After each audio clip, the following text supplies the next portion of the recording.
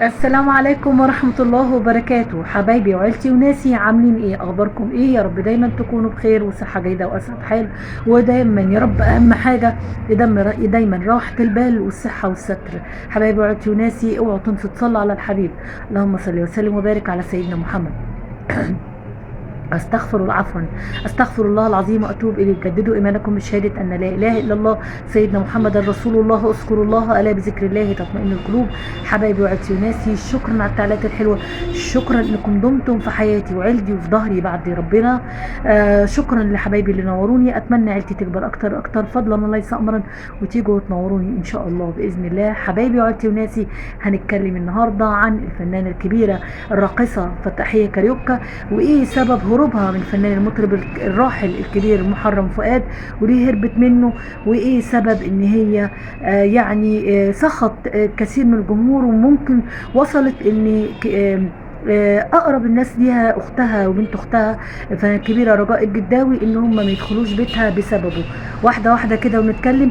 المفترض ان الفنانه الكبيره تحيه كاريوكا كان من ضمن ازواجها كان الفنان المطرب الراحل محرم فؤاد، بس بيقال ان هي كانت بتنكر الزيجه منه، لان هو بتقول ان هي كانت بتساعده كمطرب ناشئ، لكن هو كان بيقولوا كان عندها في بيتها غدا فطار عشاء. طبعا طالما في زواج على سنة الله ورسوله خلاص ما فيش اي حاجة، بس هي بيقولوا ان هي سبب ان هم قالوا انه كان زوج من ازواجها، ان هو كان عندها فطار غدا عشاء، ان هو ما كانش بيغادر بيتها الا ساعة النوم بس. فكانت بتقول لا يا جماعة، انا كنت بدعمه بس كمطرب ناشئ، وكان في بعض بيقول ان هو كان خطيبها وكان هتنتهي بالزواج، والبعض الاخر بيقول ان هو زواج، وان هي كانت بتنكر الفنانه الراقصه تحيه كاريوكا هذا الموضوع. المهم ايه سبب سخط المطربين وزعلهم منها، وان كان في خلاف بينها وبين كثير من المنتجين وكثير من المطربين واهلها بسببه؟ هقول لكم ان هي كانت فنان المطرب الراحل كان في الوقت ده كان مشهور جدا. كانت هي بسبب ان هو كانت بتدعمه الفنانه الكبيره الراقصه تحيه كاريوكا، كانت بتدعمه، فكان مشهور جدا جدا في ذلك الوقت.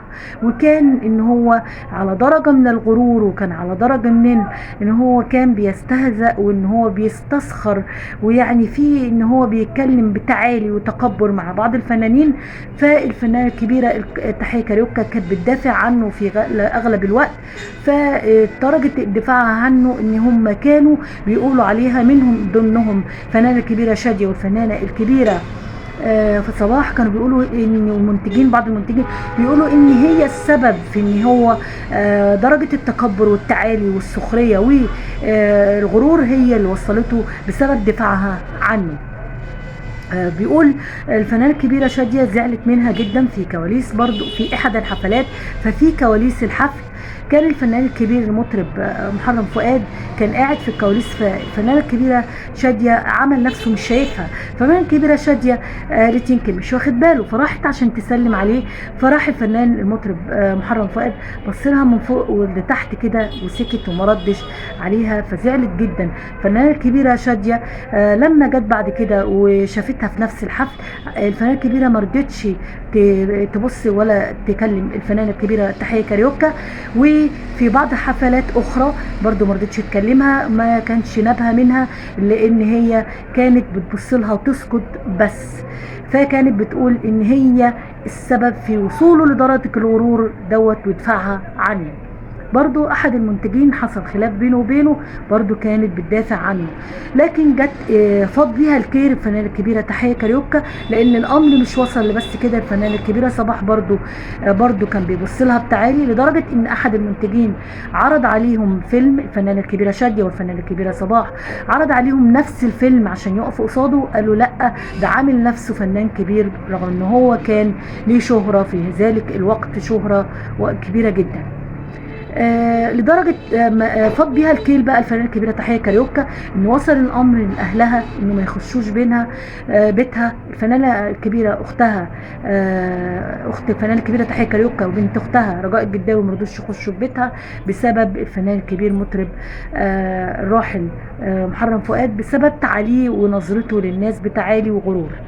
فلدرجه ان هي فاض بيها الكيل ان هي هربت منه على لبنان، وقالت ما أسوأ الرجوع إليه، ما أبغض الرجوع إليه يا شيخ، بلاش قرف بقى، إيه ده عامل نفسه مين. حاولوا إن هم يحلوا الخلاف بينها وبينه بس مفيش فايدة، فاض بيها الكيل.